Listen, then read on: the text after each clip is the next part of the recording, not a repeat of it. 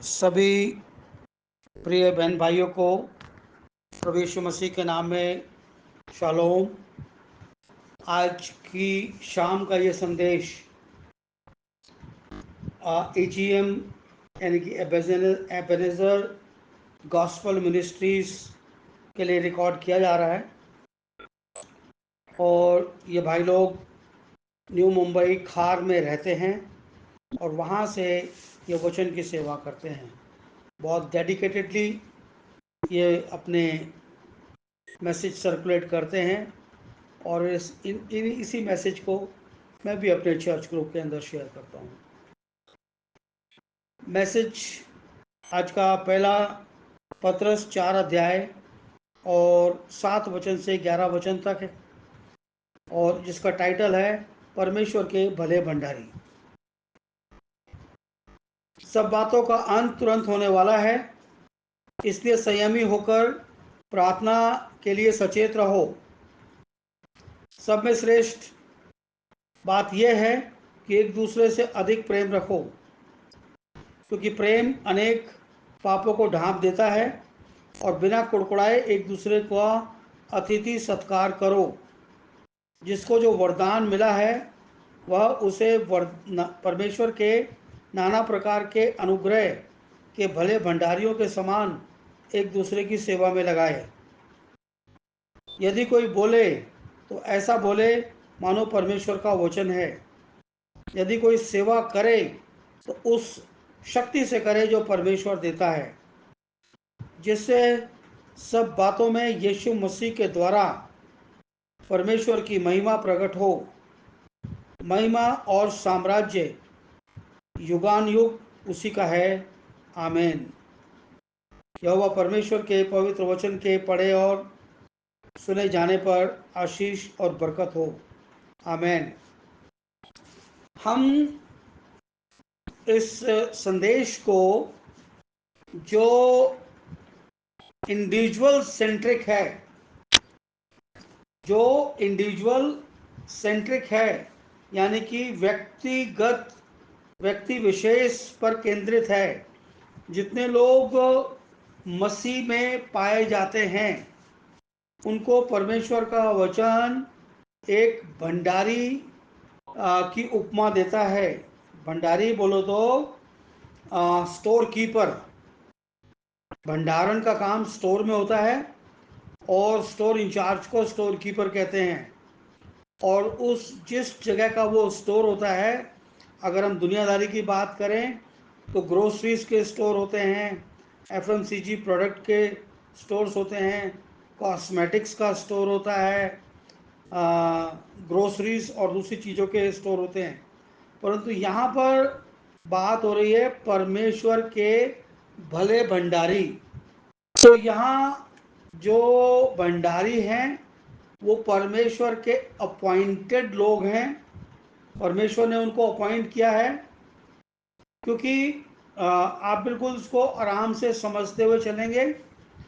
बाहर अगर कोई कारोबारी है तो वो एक बिजनेसमैन है और वो अपने भंडारी को या अपने स्टोर कीपर को वो स्वयं अपॉइंट करता है। उसके कैरेक्टर को देखता है, उसकी एलिजिबिलिटी को देखता है, उसके कार्य करने की क्षमता को देखता है, फिर वो उसको अपॉइंट करता है। अब यहाँ पर जीवन से संबंधित, जीवन भी नहीं, अनंत जीवन से संबंधित कार्य के लिए परमेश्वर ने अपॉइंट किया है अपने लोगों को। तो परमेश्वर का अपॉइंट तो सर्वोपरि है। उनके मुकाबले का काम सारी पृथ्वी के ऊपर कोई नहीं कर सकता, क्योंकि परमेश्वर सर्वशक्तिमान है, सर्व सामर्थी है, सारे ज्ञान से परिपूर्ण है। सारे जो पृथ्वी के ऊपर ज्ञान जितने भी पाए जाते हैं, चाहे कोई साइंटिस्ट हो या दूसरे विद्वान हो, इन सबको परमेश्वर ने बुद्धि दी है। जब परमेश्वर दुनिया के लोगों को ऐसी बुद्धि दे सकता है तो उसकी बुद्धि का अनुमान नहीं लगाया जा सकता, क्योंकि परमेश्वर ने अपनी बुद्धि से संसार को रचा है और संसार की जब हम कल्पना करते हैं तो मनुष्य का जो विवेक है वो चकरा जाता है, क्योंकि हमको लगता है कि पृथ्वी बहुत बड़ी है, मगर साइंस ये बताता है हमें कि पृथ्वी तो एक छोटा सा उपग्रह है। पृथ्वी से कई गुने उपग्रह इस पृथ्वी के ऊपर, इस यूनिवर्स के अंदर नियुक्त हैं, जो आसमान के ऊपर लगे हुए हैं। तो आप समझ जाइए कि, और वो सब अपने अपने तरीके से काम करते हैं। परमेश्वर ने जो अपॉइंट किए हैं वो अपने तरीके से काम करते हैं। उसको समझने के लिए हम थोड़ा इस प्रकार से ध्यान करते हैं कि परमेश्वर ने हमें इस मुल्क में रखा है जिसे इंडिया या भारत या हिंदुस्तान कहते हैं। यहाँ पर हमको आमतौर पर 4 सीजन्स का अनुभव करने को मिलता है: गर्मी, सर्दी, बरसात और वसंत ऋतु। तो ये 4 मौसम हैं। ये मौसम कभी भी लेट नहीं होते। कभी भी ऐसा नहीं होता कि दिसंबर में गर्मी पड़ने लगे और मई जून में सर्दी पड़ने लगे और फरवरी मार्च में मानसून आ जाए। नहीं नहीं नहीं, इस पृथ्वी के लिए, इस मुल्क के लिए परमेश्वर ने एक टाइम अपॉइंट कर रखा है, और उस टाइम के अनुसार यहाँ पर गर्मी भी पड़ती है। नवंबर से यहाँ पे सर्दी पड़ने लग जाती है। मार्च आते आते सर्दी खत्म हो जाती है। अप्रैल मई से गर्मी की शुरुआत हो जाती है। जुलाई से मानसून आ जाता है, और उधर फरवरी से वसंत ऋतु का मौसम आ जाता है।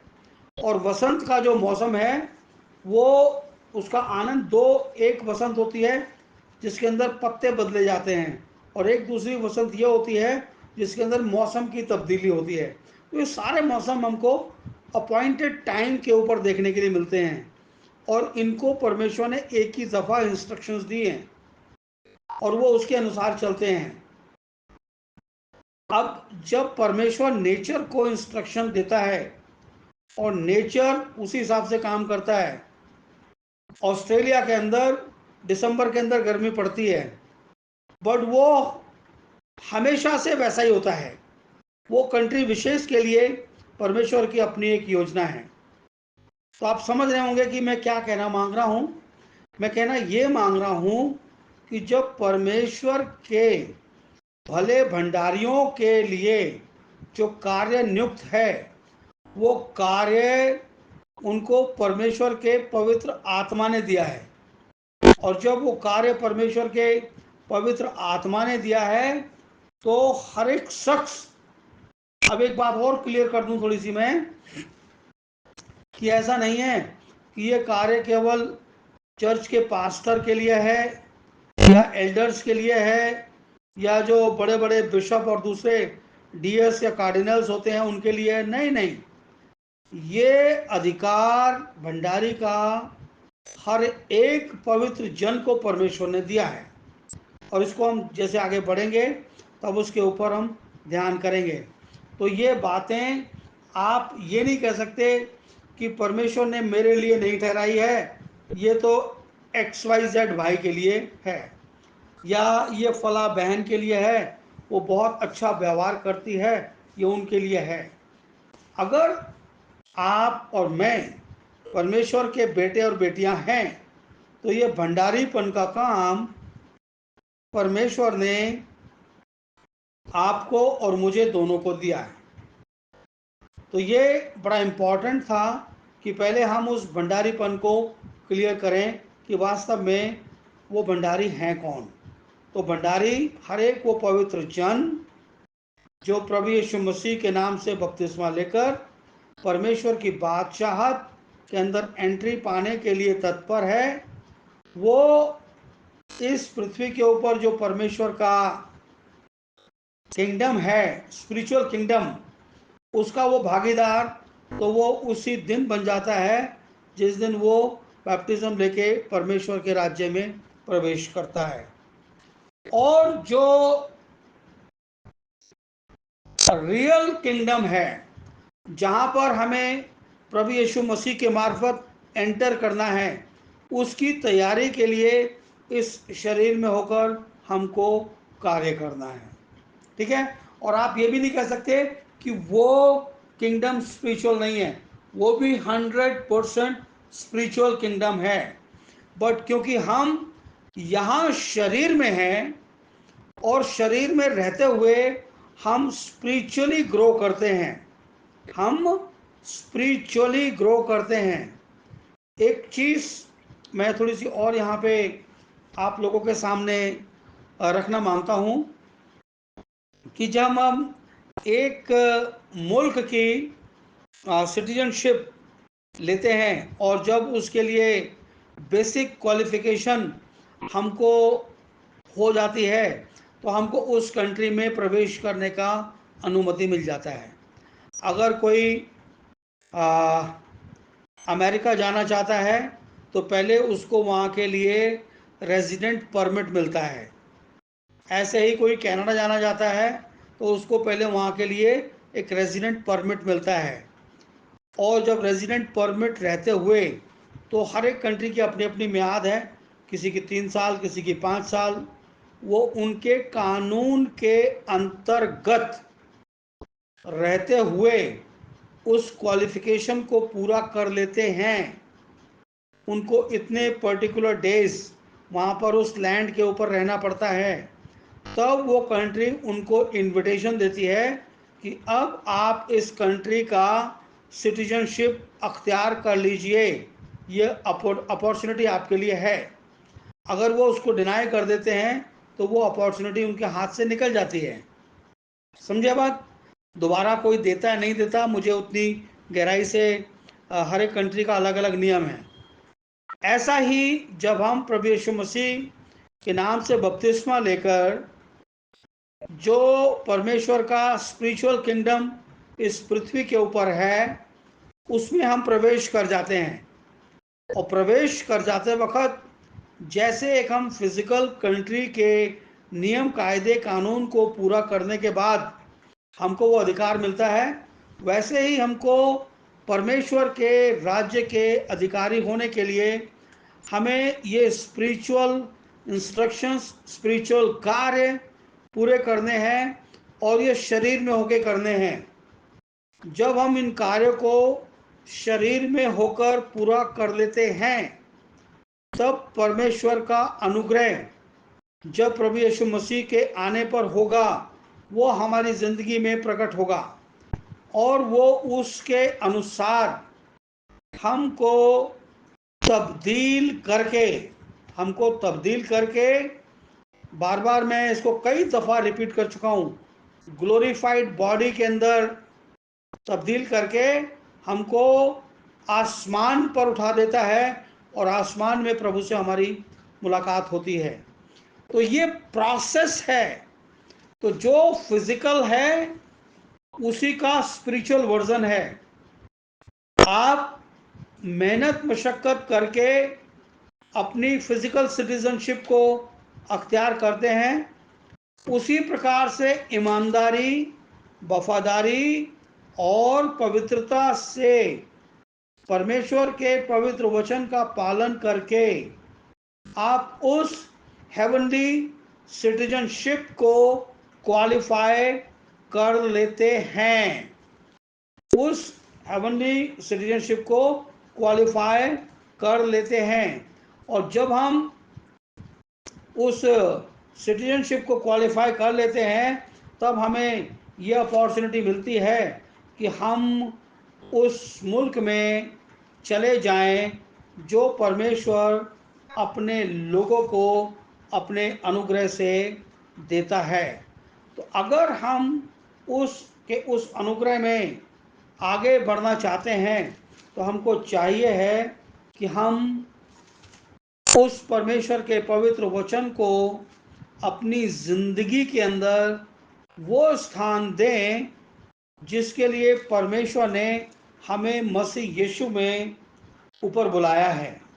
और जब हम इस बात को देखते हैं, क्योंकि हम जानते हैं कि हमारा स्वदेश स्वर्ग में है और हम इस पृथ्वी के ऊपर परदेसी और मुसाफिर हैं, तो ये जब क्वालिफिकेशन के लिए हम क्वालिफाई कर जाते हैं, तब एक बात यहाँ पर इस पृथ्वी के रहने वालों के लिए पूरी होती है, और वो है 7वां पद। क्या कहता है?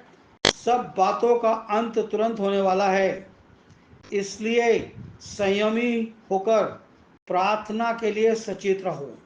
जब ये सारी कवायद पूरी हो जाएगी और हमारा डिपार्चर बिल्कुल ऑफिशियली डिक्लेयर हो जाएगा, तब इस पृथ्वी का अंत बिल्कुल होने वाला है। उससे पहले हमें क्या करना है? इसलिए संयमी होकर प्रार्थना के लिए सचेत रहो। हमें इस पृथ्वी पर प्रार्थना के लिए सचेत रहना है। प्रार्थना वायरलेस कम्युनिकेशन है परमेश्वर के बेटे बेटियों का उस परमेश्वर के साथ जो हमको इस पृथ्वी के ऊपर देता है। सब बातें, सब में श्रेष्ठ बात यह है कि एक दूसरे से अधिक प्रेम रखो। हमें क्या करना है?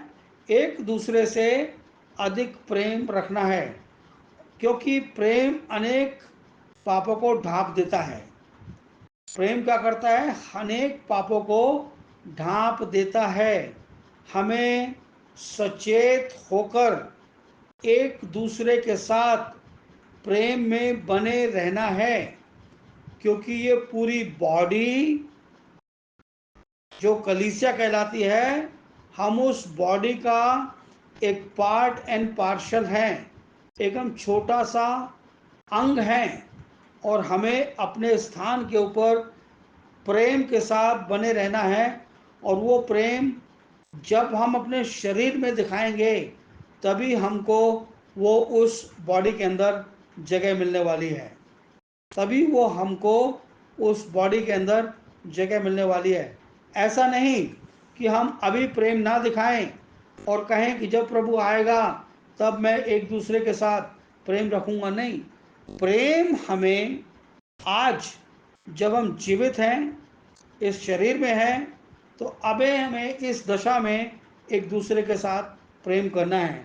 और जो ईश्वरीय प्रेम है, उसकी पहचान इतनी उत्तम है कि उस प्रेम के सामने कठोर से कठोर व्यक्ति नम्र हो जाता है, क्योंकि वो प्रेम जो परमेश्वर ने पवित्र आत्मा के द्वारा हमारे मनों के अंदर डाला है।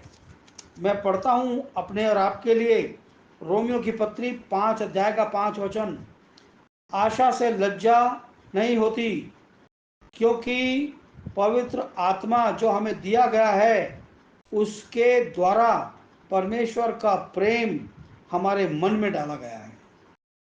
तो परमेश्वर का जो प्रेम है, वो पवित्र आत्मा के द्वारा परमेश्वर ने हमारे मन में डाला है। और जब मन में डाला है, तो पवित्र आत्मा ने हमें अधिकृत किया है कि हम एक दूसरे से प्रेम करें, और हमें एनकरेज भी किया है। और वो प्रेम इसी बात से जाहिर होता है कि हम एक दूसरे की कितनी सुधि लेते हैं। और जब हम प्रेम करते हैं, तो अनेक पापों को हम ढांप देते हैं। किसी इंसान से कोई त्रुटि होती है, हम उसे समझा देते हैं, और उसके पाप की या उसके गलत कार्य की चर्चा हम दूसरी जगह पर नहीं करते, और ना उनका हम बयान दूसरे लोगों के सामने करते हैं, क्योंकि प्रेम अनेक पापों को ढांप देता है। बिना कुड़कुड़ाए एक दूसरे का अतिथि सत्कार करो। अगर कोई प्रिय भाई जो मसीह में आपका प्रिय भाई और बहन है, और वास्तव में वो भी आपको भाई और बहन जानता है, और आप भी उसको भाई या बहन करके जानते हैं और उसको प्यार करते हैं, वो जब कभी भी आए तो बिना कुड़कुड़ाए हमें उसका अतिथि सत्कार करना है। क्यों सत्कार करना है? क्योंकि हम उससे प्यार करते हैं, हम उससे प्यार करते हैं, और प्यार करने के कारण हम उनका आदर सत्कार करते हैं। हम क्यों प्रेम करते हैं? क्योंकि बाइबल कहती है कि प्रेम अनेक पापों को ढांप देता है। तो हमें प्रेम में बने रहना है। हमें किसी की ज़िंदगी में झांकने की ज़रूरत नहीं है, हमें किसी की ज़िंदगी को खटखटाने की ज़रूरत नहीं है। जब आपको प्रतीत होता है कि फला भाई को या फला बहन को कुछ मसीह में होकर समझाना है, तो बड़े प्यार से, बड़े आदर के साथ उनको समझा दिया जाए। और समझने वाला भाई या बहन यदि बुरा माने, तो उनको ये डिपेंड करता है कि हम क्या उनको समझा रहे हैं।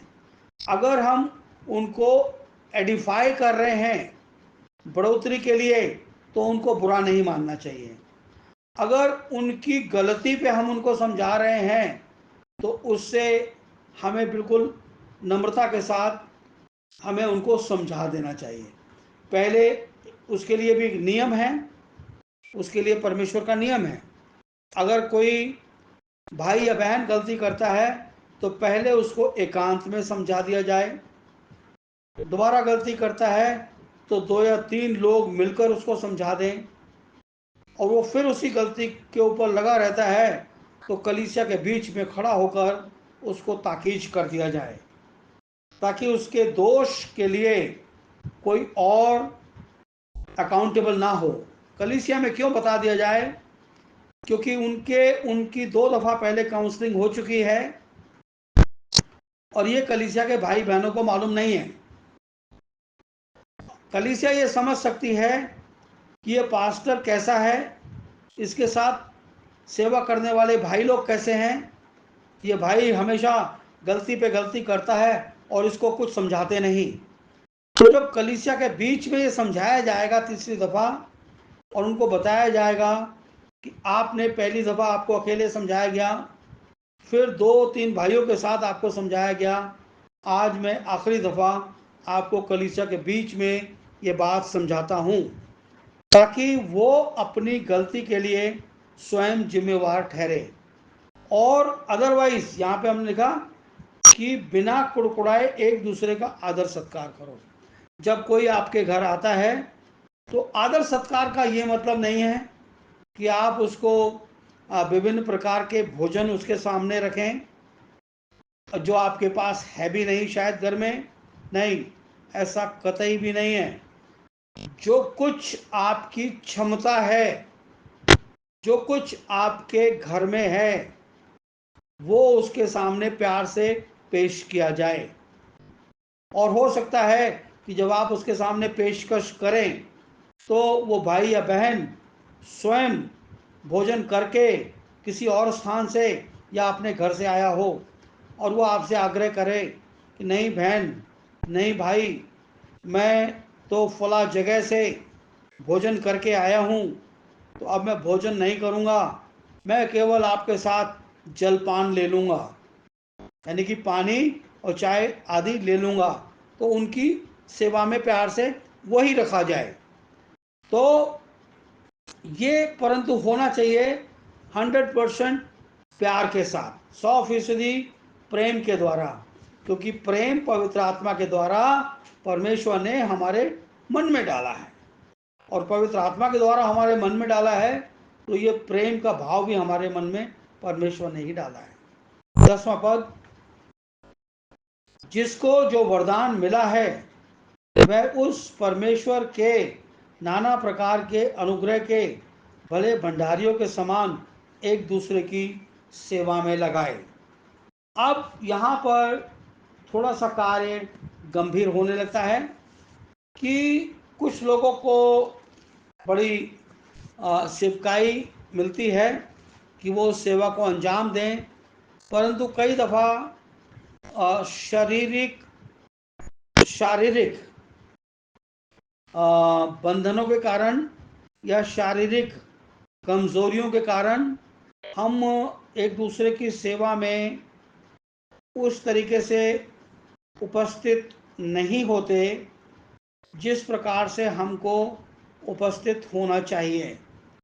परंतु बाइबल कहती है कि एक दूसरे की, देखो, हाँ, जिसे परमेश्वर ने नाना प्रकार के अनुग्रह से हमें भले भंडारियों का सामान दिया है, एक दूसरे की सेवा में लगाएं।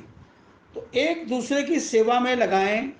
अब हमें यह देखना है कि हमारे पास क्या हुनर है और किस भाई को उसकी आवश्यकता है और किस बहन को हमारे इस हुनर की मदद चाहिए। हम उसके अनुसार उनकी मदद करें। और ये मदद पहले सेवा भाव से शुरू होती है, सेवा भाव से शुरू होती है। और उस सेवा भाव का अगर समर्पण हमारे अंदर है तो हम एक दूसरे बहन भाई की हम सेवा कर पाएंगे। इसके लिए अगर आपको शारीरिक और आत्मिक दोनों प्रकार की आवश्यकताएं अगर आप देखना चाहेंगे तो आप पहला कुरिन्थियों 12 अध्याय को ध्यान से पढ़ेंगे तो उसमें कुछ स्पिरिचुअल, कुछ फिजिकल चीज़ों के बारे में बताया गया है, जो आप फुर्सत के समय अपने घर के ऊपर पढ़ सकते हैं। और उसको मैं पढ़ूंगा तो उस समय पूरा हो जाएगा ज़्यादा।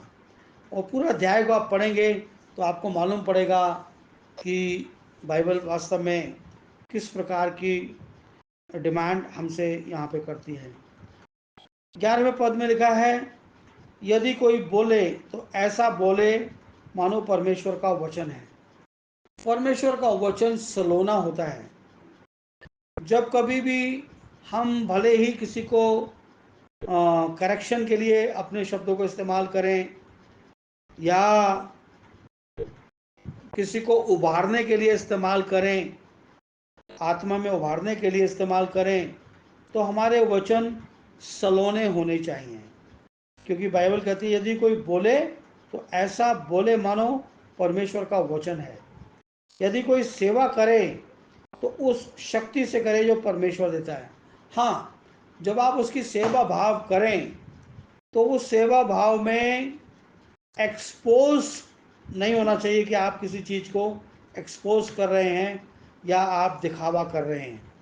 आप केवल प्रेम के अंतर्गत उस पूरी शक्ति से उसकी सेवा करें जो परमेश्वर आपको देता है, उस शक्ति से जो परमेश्वर देता है।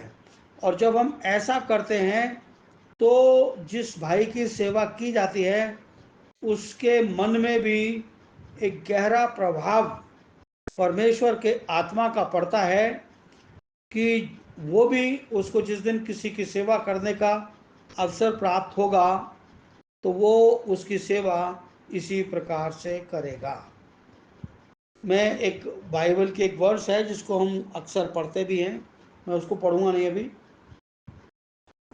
दुनियावी लोगों के लिए लिखा है, और सॉरी, दुनिया के लोगों के बारे में लिखा है, बट ये मसीह लोगों के लिए लिखा है कि जो तुम्हारे दुनियावी मालिक हैं उनकी ऐसी सेवा करो मानो जैसे प्रभु की। तो मैं इस बात को यहाँ पर ऐड करता हूँ कि जब कभी भी आप किसी की सेवा करते हैं तो उसको केवल भाई जानकर नहीं, क्योंकि उस या बहन जानकर नहीं, क्योंकि उसका वजूद मसीह में है, तो उसको मसीह जानकर उसकी सेवा करिए। उसको मसीह जानकर उसकी सेवा करिए, क्योंकि बॉडी कलीसिया है और मसीह सिर है और दोनों मिलकर एक कंप्लीट बॉडी बनती है। तो वो मसीह का एक हिस्सा है, मसीह का एक पार्ट है, मसीह का एक पार्शल है। तो उसकी मसीह जानकर हमें सेवा करनी चाहिए। यदि कोई बोले तो ऐसा बोले मानो परमेश्वर का वचन है। यदि कोई सेवा करे तो उस शक्ति से करे जो परमेश्वर देता है, जिससे सब बातों में मसीह के द्वारा परमेश्वर की महिमा प्रकट हो।